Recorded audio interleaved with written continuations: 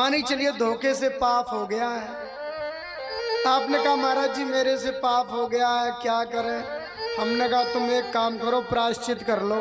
क्या करें?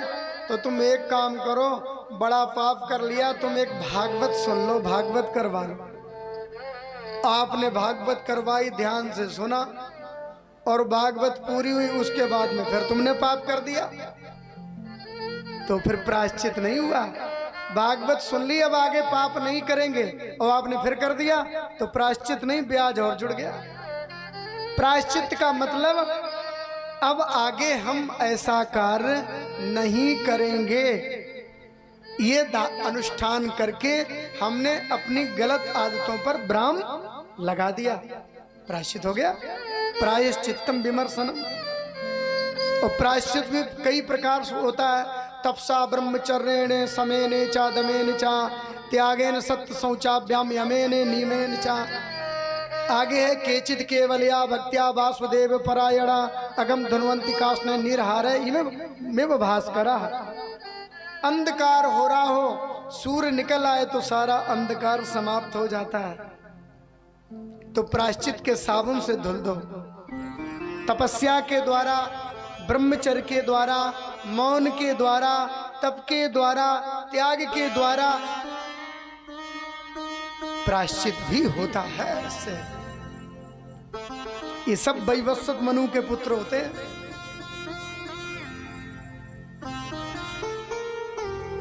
इसलिए भैया चाहे गृहस्थी हो, जीवन त्याग में बिताओ, थोड़ा थोड़ा त्याग भी करो। महाराज तो फिर प्रायश्चित कैसे करें? बोले केचिद केवलया भक्त्या वासुदेव परायणा। सबसे अच्छा और उपाय है कि भगवान नारायण की आराधना को, वासुदेव परायणा। इंद्रियों का संयम करके वासुदेव के शरणागत हो जाए, प्रायश्चित हो जाएगा।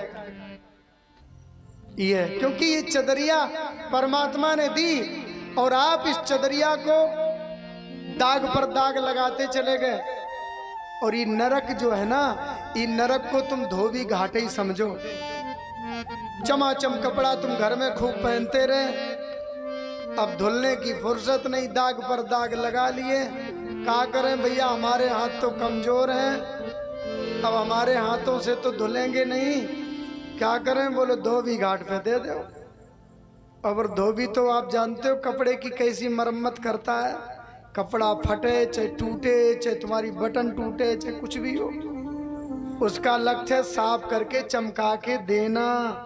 तो हमारा जीवन कपड़े की तरह है, और दाग लगाएंगे तो नरक माने धोबी घाट, वहां पर अच्छी धुलाई होगी।